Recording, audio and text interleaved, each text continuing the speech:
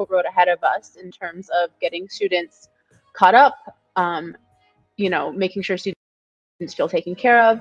And to answer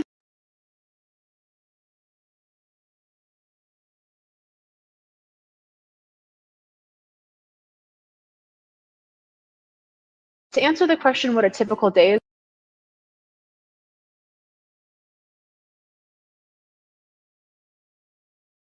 like, I guess it's hard to say, especially as a special education teacher and as a teacher for ninth graders who are new to America. I think both of that dual role I serve is very linked, because there's a lot of creating accommodations, creating lessons that everyone can access, making sure that everyone feels seen and heard, and every voice is spoken for. And the way we do special education at our school is a little different than at schools I've done where I've taught special education previously. So here we have it in the role, students are in a set classroom, which means they are pulled out. I can push in if I need to, but they're pulled out into small groups, and it's like a little bit of extra tutoring help. So to prepare for special education class, I just have to kind of speak to the teachers in advance, try the week before if I can, and say, hey, what assignments are pressing? What's the most important thing the student needs to work on? And in the remote world, I need to make sure that I have access to any important Google Docs, access to Google Classroom from the teacher's end, so that one, I can see the assignment and the directions and break it down more if needed, and two, so I can help the student, especially if they aren't able to come in for hybrid learning. Can you please share a snippet of one of your lessons? So as I said, I also teach ninth grade literacy, and I use a lot of my special education skills to modify and adapt for our new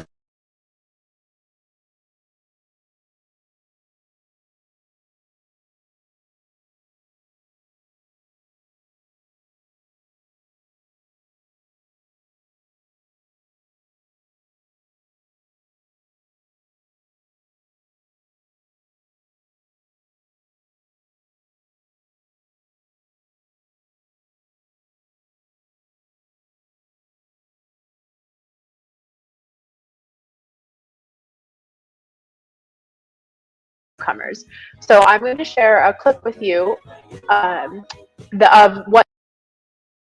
the processes I did this year to make sure students had access to Google Calendar and weekly assignments to build routine, because I think that is the most important thing for students right now, especially special education students, is where can I find information, who can I ask for help, and what time do I have to do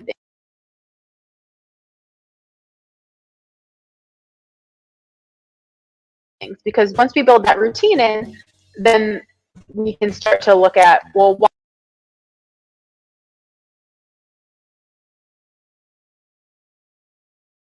why is it difficult to meet this deadline, or why is this assignment not getting done on time? And you can go from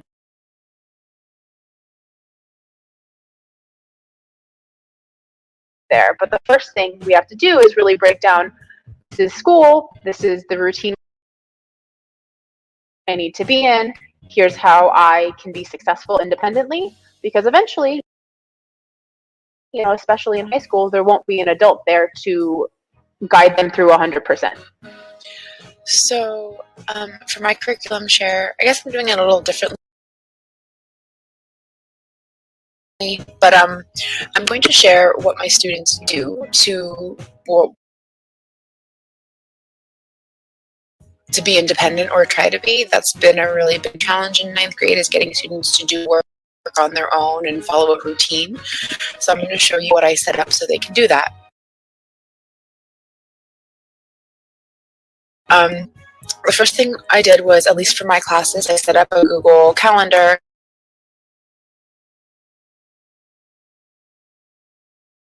Students are invited to whatever specific section they're in. Yes, this is my schedule.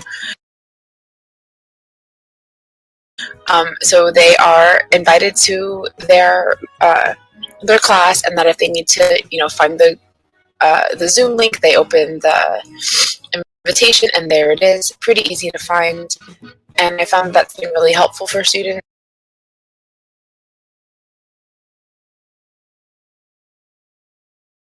who at first weren't showing up to classes, and now they can see it really clear.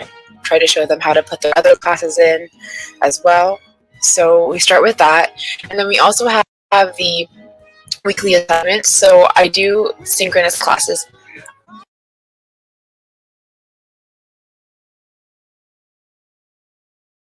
But at the same time, I have 3 weekly assignments that are weighing the most this year in terms of a grade, just so students can see weekly progress and feel really confident that they're turning in work that they can do.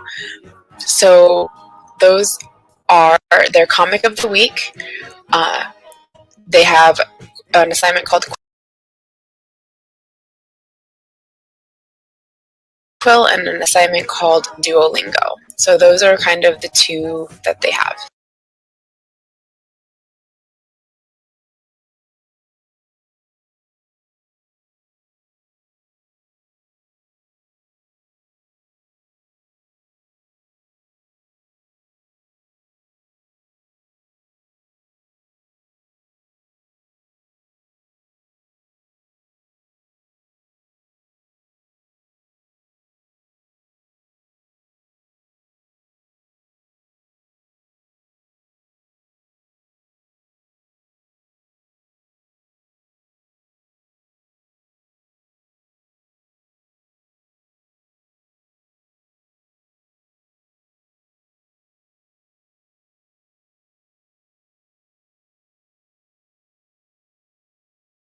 So the first is their comic of the week.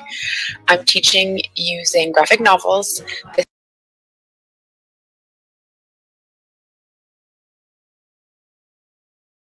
This year, as I started last year. So each week I find a fun comic, usually from this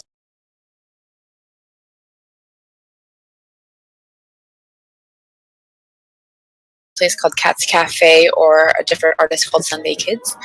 And students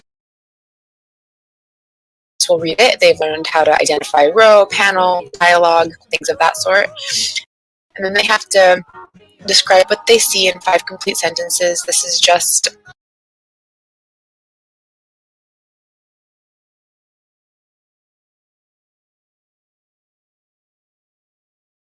a skill that a lot of our students I've found are lacking when they come into 9th grade.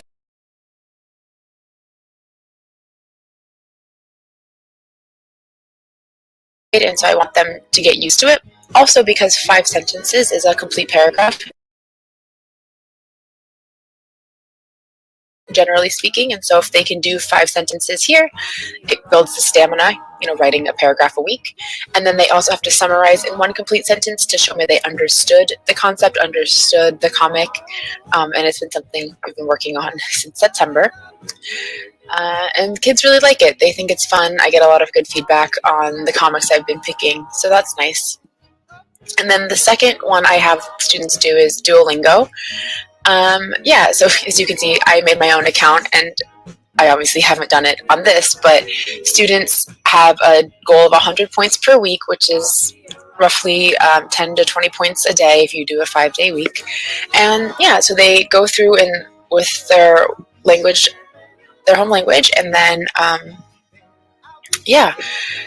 learn English basics this way, because we're not really doing a lot of language flooding in 9th grade because of remote learning. And so this way at least they're getting exposed to the basics, numbers, food, just things that you would get in everyday life. Now they kind of get it here.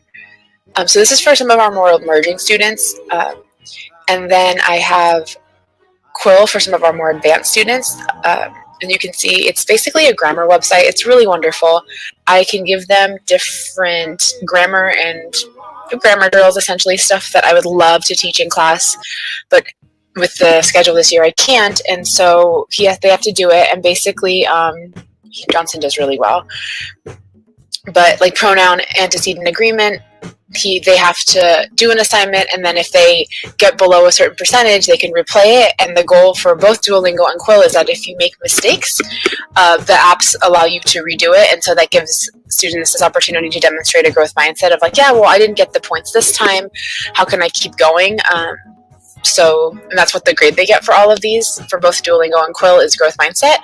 Basically, did I try my best? Did I listen to the feedback? And then did I apply it? Because as we know, students sometimes struggle to apply feedback. And then I want to show you a little bit of the back end data, what I get. So I get to see for their comic of the week, they're practicing using complete sentences. So for example, this student right here didn't write 5 sentences. It's a list and we're missing a punctuation mark. So this student would need a little more help and guidance expanding their writing. This student is using the same sentence start frames, which is fine, but then I'll know maybe we can work on variety of sentences, and then we'll get students who can do a lot more, like right here. And so it's really nice feedback for me to kind of see how I can push students with their writing. And it's weekly and it's easy and it's familiar to them and for me. And then the same thing with the summarizing in a complete sentence. Can we say what we need to say quickly? Oh, thank you very much, Jacqueline, for sharing with us the essential things that students need, especially during this time of the pandemic. We now have a question from an AFTA member all the way from the West Coast. Hello, AFTA. My name is Evelyn Soloria. I'm a special education teacher at Compton Unified School District in Los Angeles, California. Here's my question. How has the focus on special education shifted over the years here in the United States and globally? This is also a really fun question. How has the focus shifted? Well, I think that people are more aware of who is getting recommended for special education, at least in America. I'll start there. So for a long time, a very specific population of young people were being recommended for special education, specifically Black and brown young boys. And that was becoming a problem because was it really that they needed extra academic support? Or did they need maybe a little more social emotional support, like counseling, or just maybe a little bit of extended time? So I think there has definitely been a shift into being more aware of who we're recommending and why. Because once a student has been given the label of special education and given an IEP, it can be really challenging to get rid of that, right? I try, if a student comes in with an IEP, and I didn't write it, I try to get to know the student. Obviously, I read the IEP first to know for any really pressing matters, but I try to get to know the student off of that piece of paper. In the past, general education teachers, through no fault of their own, sometimes you see that IEP and it's like, right, this is the student. This is who they are, and it's going to be a challenge. When really, all you have to go to the management needs and say, oh, this student needs extra time. Most students need extra time. I can do that. Or I have to read these directions out loud, right? But to get an IEP is such a long process that it's even more difficult to remove it. And sometimes that can be really challenging. So I think that's kind of where the mindset has shifted to being just more mindful about who we're recommending in the process. In terms of globally, I would say that more countries are aware that special education is a need, right? It's not a bad thing. It's not saying that the student is a bad student, that these are bad parents, or even that the general education teachers are bad teachers. It's not a negative, right? It's really like a positive reinforcement. It's adding help. It's adding services to make sure that students get what they need. And yeah, so I've noticed that, friends in other countries have said it's still kind of taboo and not always talked about, but I think it's coming out in the open more. Because again, like I said, some people have IEPs and they really don't need them. It was just a miscommunication. But sometimes there are really pressing matters and they should be addressed, right? Because the IEP is a legal document. And so especially for state testing and for other outside services, that IEP can really help a student and family access the world in a different way. But we just want to make sure that the right people are getting this IEP and that it's not being used against the child and student. Let's now have a member from the other part of the globe, Let's hear it from Jovi Barakia, an educator based in Cebu City. Hello everyone, Mabuhay AFTA. Here is my question. What are the most common cases or classifications of students with special needs in the United States? I just want to know if these cases are also comparable to what we have here in the Philippines. And maybe this could help me when I will be applying as a SPED teacher in the United States of America. Great. Thank you for this question. So as I mentioned previously, we want to view the IEP as a way to help a student and not a way to put them in a box or assume negatively. In America, we have 13 classifications that can go on an IEP, and they run a really broad spectrum. So in the past, I worked with students who were on the severe end of the special education spectrum. So things like TBIs, traumatic brain injuries, autism that was really severe to like the point of being potentially nonverbal, or difficulty feeding themselves, clothing themselves, more teaching life skills and things like that. So those students need IEPs so they have access to, job resources, at-home care, nursing, all sorts of different things. So those IEPs are very intense, and those students in New York City go to a special district called District 75 for really to moderate to severe and mostly severe needs, where they're really small classes, very hands-on learning.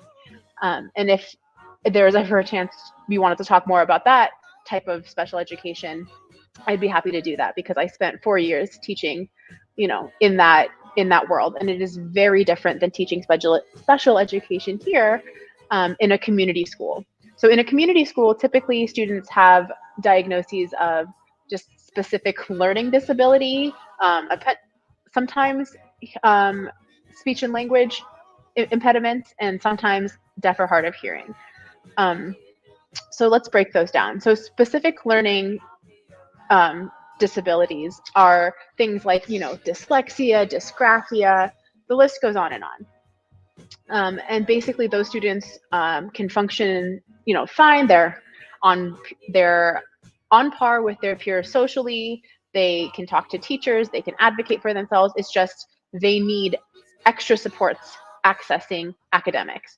And so what the IEP for them does is it breaks it down and says, here's where the students are strong, and here's where the students need extra support. And honestly, all good IEPs should say that. Students with speech and language might say, they need,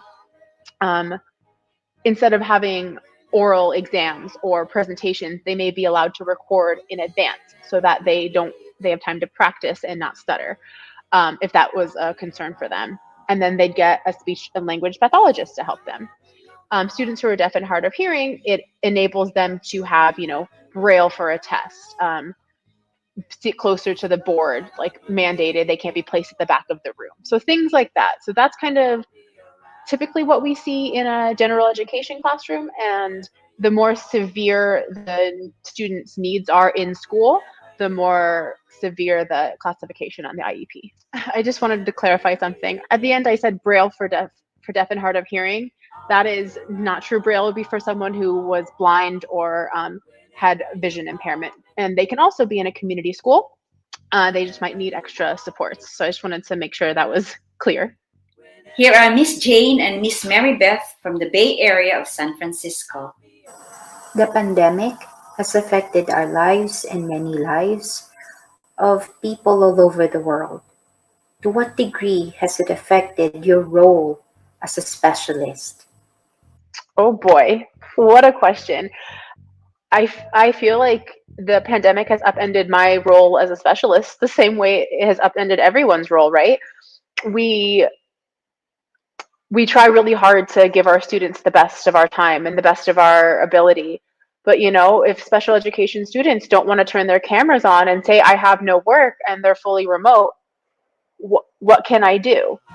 I can force them to turn their camera on, but then I ruin that relationship I've been working so hard for. I can have them share their screen, but now we're on Zoom and everyone sees their potential mistakes or challenges in their homework. I'm not in person to check in and say, hey, you didn't come to class, or, your other teacher told me you're not doing your essay. It's due next Friday. What's up?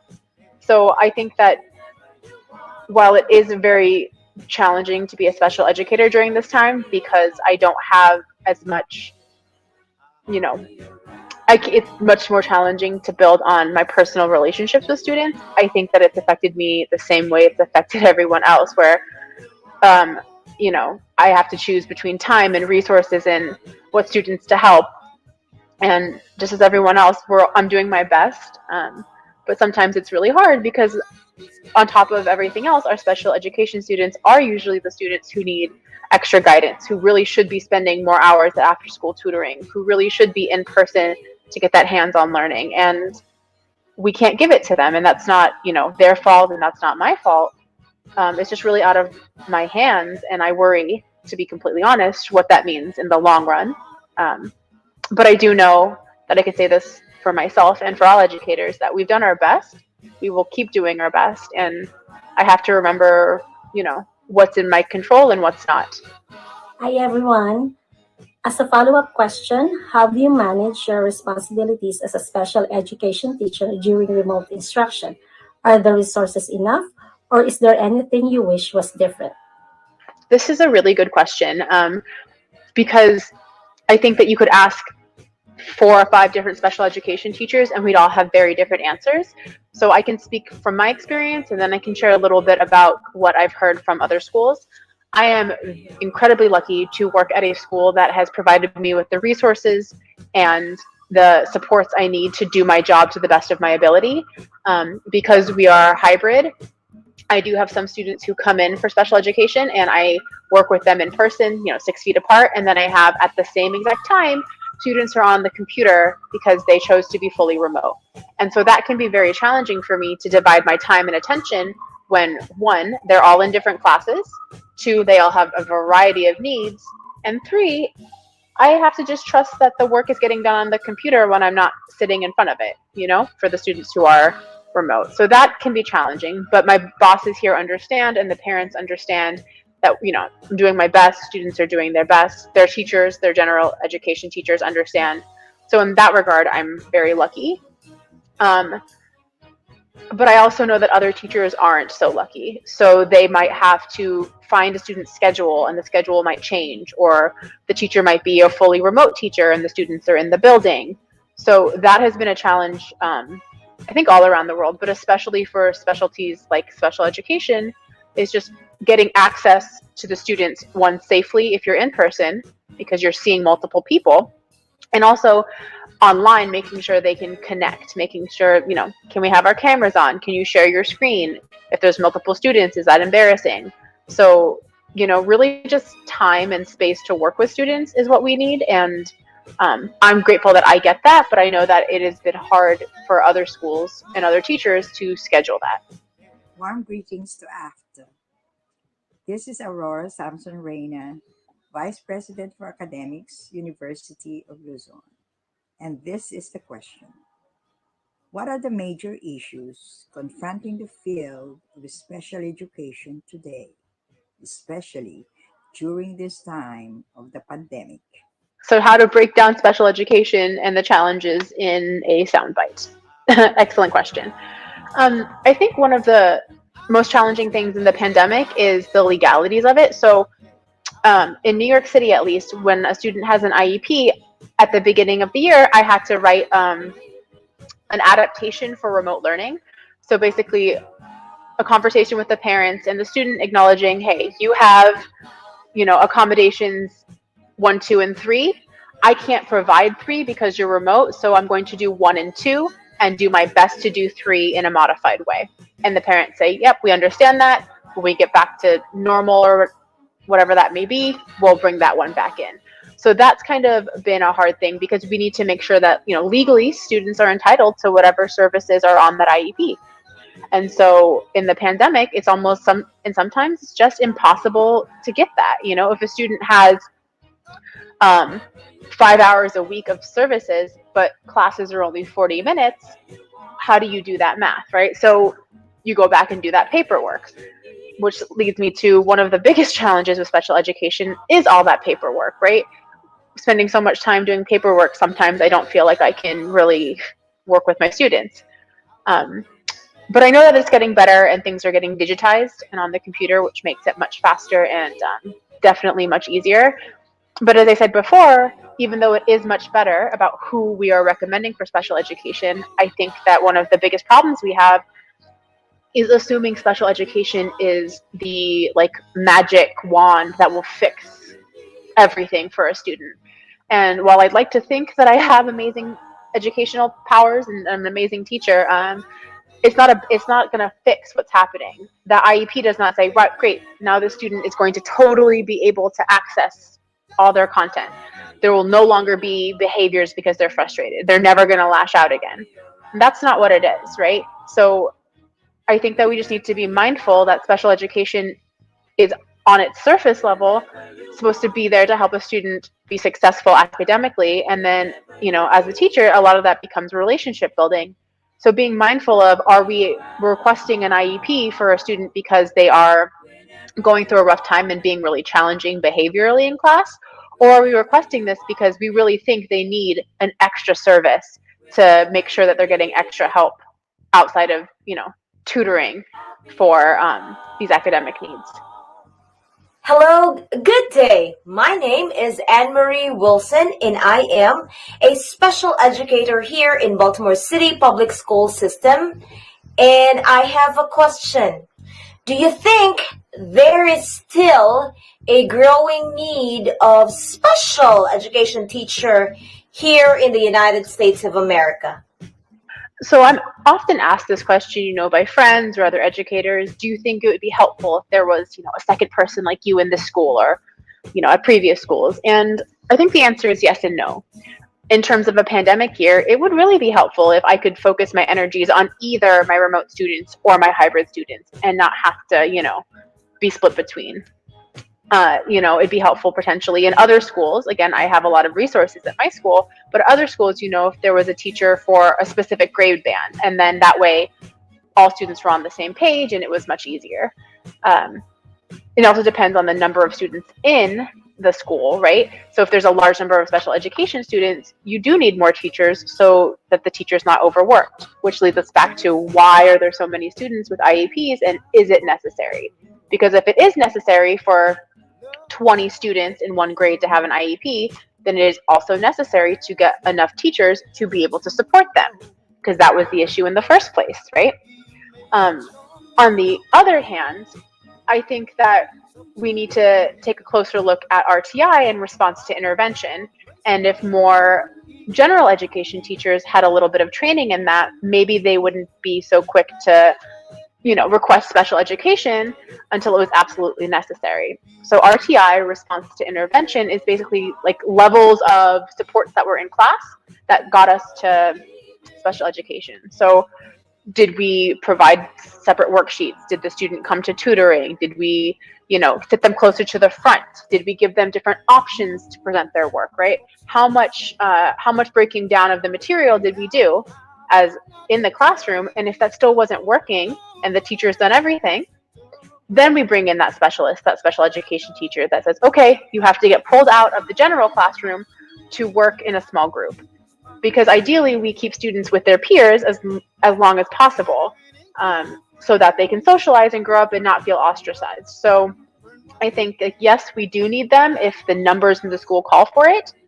But it would also be helpful if other teachers had a little bit of background training to make sure that a student who has it absolutely needs it, and it's not just a blanket statement for a student that might be particularly challenging this year. Okay, here's another question. How should special education be viewed and carried on in order to continue to be relevant in the coming years? I really like this question because I really enjoy thinking about long-term and big picture things. So when it comes to special education and big picture thinking, I think we need to shift our focus away from special education is a crutch, or it's a way to just get the student through the next 4 years or the next 3 years, right? I think we should view it as, if a student needed an IEP, and every other support was put in place and it wasn't enough, we give them that IEP, we pair them with a special education teacher, and then we say, great, we're here. How do we get them back to being independent and successful and not need that extra support, right? And that's really how I think we should view it. Not as a forever solution, but as a temporary fix to give the student what they need to be successful on their own. Because as a special education teacher, nothing fills me with more joy than a student who, I've taught them a strategy of making a schedule, breaking things down, chunking, highlighting something, and then I see them using it not only in my content class, but in another class, right? That means they are one step closer to not needing me anymore. And while I love to be needed as a teacher, I want all my students to be independent, but especially my special education students, because more often than not, they've had to overcome a lot more or to be put in this situation. And I want them to be able to be okay in the outside world, especially because there won't always be a special education teacher in the outside world, right? There won't always be somebody to double check their work for them. They need to learn to do it on their own. And so, yeah, that's how I think we should view special education, as a bridge back to independence and not a separate space for them to stay for the long term.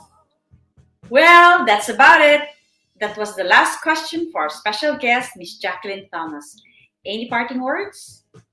I just want to reiterate again how grateful I am to talk about, special education in the pandemic, outside of the pandemic, and just really get to talk about a topic that I'm very passionate about. Again, I wish I could be in person to, answer questions and bounce ideas off of, but I'd be happy to answer any questions via email, come back when I have a little bit more of a free schedule, because I think that special education is really important. And I think people take for granted just how much work goes into it. But also I think outside of the teachers, we take for granted what our students have to go through. If it's, they often need a lot more help and a lot more patience. And so being a special education teacher has taught me so much about empathy and just how to, take a step back and realize this is not about me if the student is not understanding. There's something else going on, and, I just have to figure out what it is so I can help them. And yeah, that's really all I have to say is just, we don't want to keep our special education students in boxes forever. We want them to be independent just like we'd want for any other student. So I hope that that's something you all take away from this, and that we use special education the way it's supposed to be, not the way we want it to be used. Thank you. Thank you so much, Jacqueline, for your time and for sharing your expertise to the Filipino community.